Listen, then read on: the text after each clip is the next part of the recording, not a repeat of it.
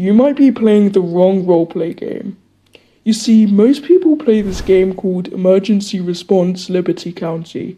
Although it's great and all, let's look at why erlc is good and bad.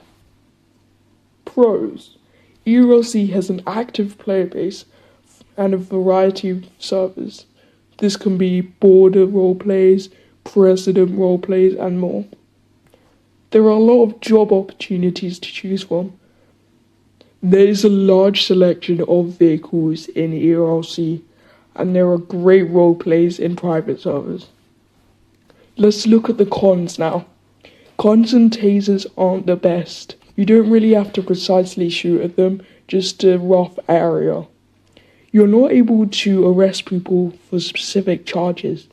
It doesn't have a team in the main game to prevent misconduct. And usually there is too much abuse in the main game, and sometimes in private servers too. Police uniform and gear is often different. You might see one officer carrying a pistol and one officer carrying a semi-automatic gun. Money is also earned too easily. Now let's talk about this new game. It's called Buckingham Palace. Pros. There's a dedicated team to treat misconduct. Teams have set weapons and gear.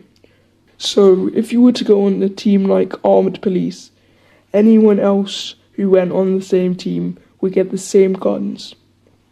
The game can detect crime really well and make you wanted for it. For example, if it sees that you are running too many red lights and going too fast, it might make you wanted for dangerous driving. There's a more advanced booking system. This means you are able to select charges on a list before arresting someone. So let's say someone did a heist. A heist is when you go into the back of Buckingham Palace to steal its paintings and get it in your van. Let's say the person during the heist spots you and starts to shoot you. They get you down to 25% health, and then you manage to tase them. You arrest them, search them, and you see that they have a lockpick, a gun, and a crowbar. Here are the charges you would be able to give them: illegal trespassing, armed robbery, grievous bodily harm, assault on emergency worker, and you could also charge them with going equipped for burglary or theft and possession of an offensive weapon. Guns and tasers actually require aim. Just look at this video.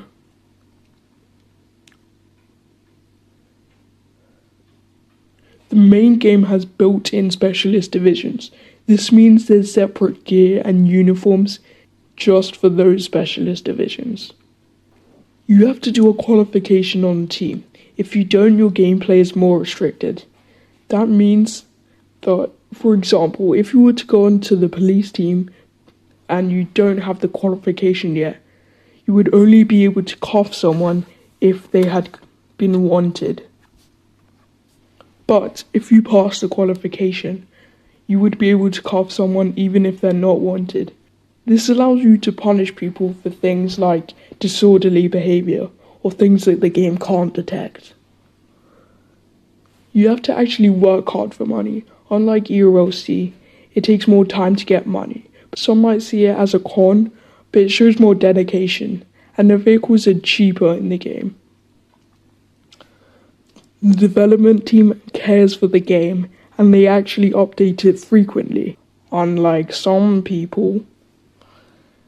But if this was going to be a fair comparison, we would also have to look at the cons. Civilians can just do what they want. They don't have to abide by stuff like fair RP or no intent to roleplay. However, police can arrest you or fine you for disorderly behavior or stuff like that. Abuses still exist, just like all roleplay games. It's almost impossible to get rid of abusers. In any game, there's going to be abusers. Live Shield, which is the moderation team for the game, you have to make a ticket or let a chief officer or manager handle it. Let's say a police officer was abusing their taser, and a police officer commander saw that. They would be able to cuff the abuser and handle them. To report something to Live Shield, you would have to open a ticket. But Live Shield actually handles misconduct. Let's say a member of the London ambulance service steals a police car because it's unlocked and starts running people over. If you were to report that, Live Shield would punish them. Crime. In Buckingham Palace, there's a wide variety of crime you commit. There's things like ATM robberies, store robberies, heists, and more.